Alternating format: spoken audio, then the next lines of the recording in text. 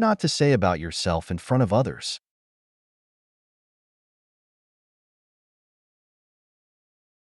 The power of words and self-perception.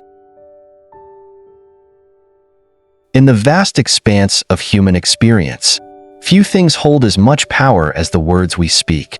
Ancient Zen masters and Buddhist teachers understood this deeply. Words shape our reality, influence our emotions, and even dictate the course of our lives. What we say about ourselves in public does not just inform others of our beliefs, it reinforces them within our minds. The teachings of Zen offer a unique insight into how seemingly simple phrases can create chains that bind us or wings that set us free. One Zen master once said, "A single word can lift a heart, and a single word can shatter a soul." This statement underscores the reality that what we proclaim about ourselves can either uplift or destroy us. The way we speak, especially about ourselves, has long-term consequences on our self-identity and interactions with the world. The three phrases that harm the self. In the teachings of Zen and Buddhist philosophy, three particular statements have been identified as profoundly damaging when spoken aloud. 1. I am not enough. The trap of self-doubt. 2. I have nothing to offer. The illusion of emptiness. 3. I will never change. The curse of stagnation. While these phrases may seem innocuous or even humble at first glance, their repetitive affirmation in public and in our private thoughts can create psychological barriers that prevent growth, confidence, and fulfillment. I am not enough. The trap of self-doubt. Imagine a young monk who approaches his master, feeling lost in his spiritual journey.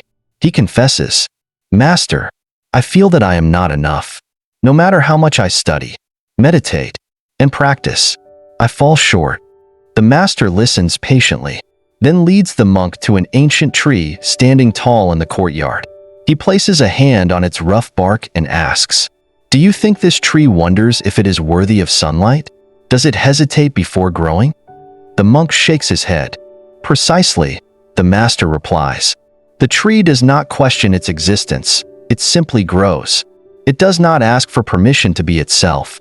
Why, then, do humans shackle themselves with doubt? Self-doubt is a deeply ingrained part of human experience, often originating from societal expectations, childhood conditioning, or past failures.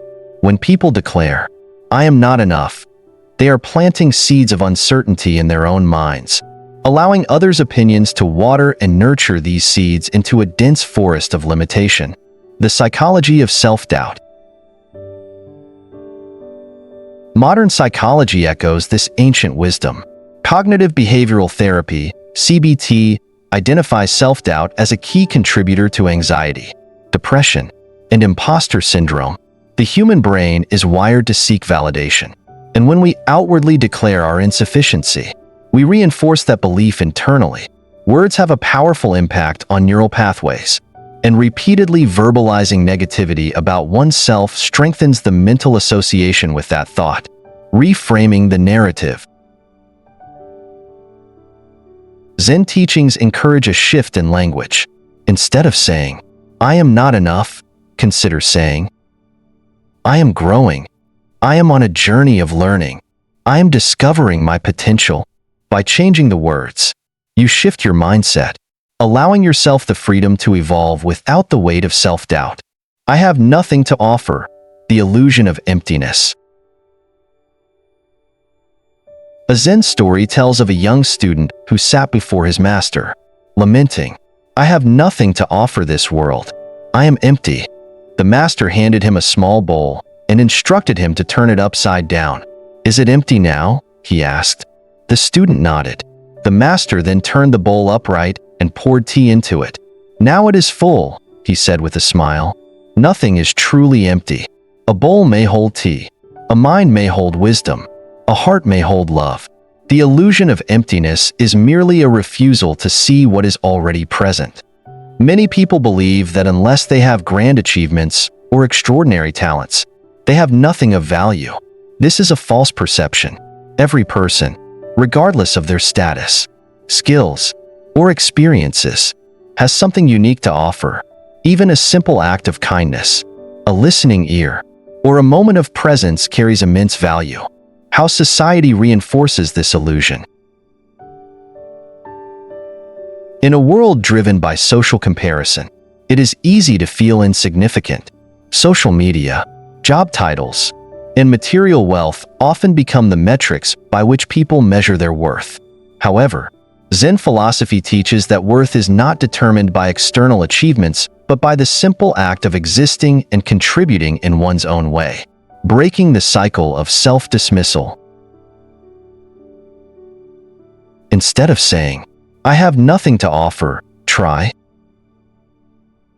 "I am learning to see my value.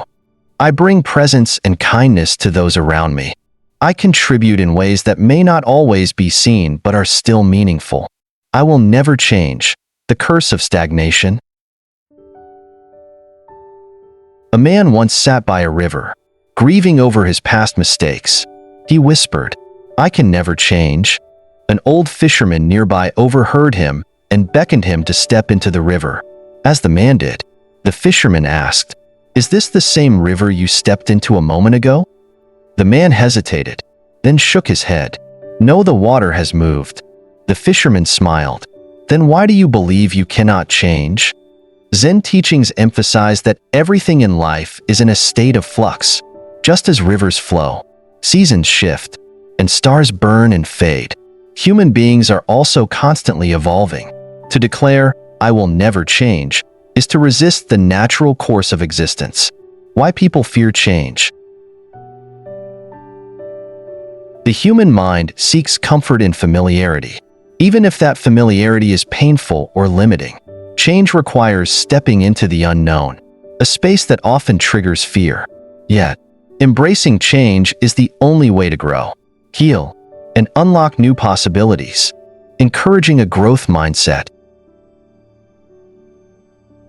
Rather than saying, "I will never change," consider, "I am learning to adapt. I welcome transformation. Each day, I am evolving." By shifting language, one shifts perspective, opening doors to new opportunities and self-discovery. Final thoughts. The path to liberation. Words shape reality.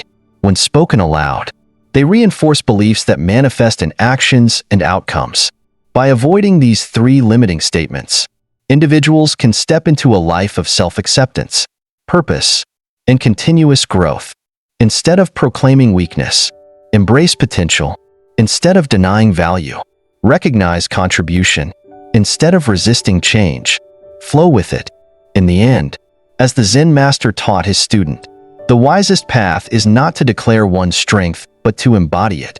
Like the river flowing to the sea, life moves forward, and so should we.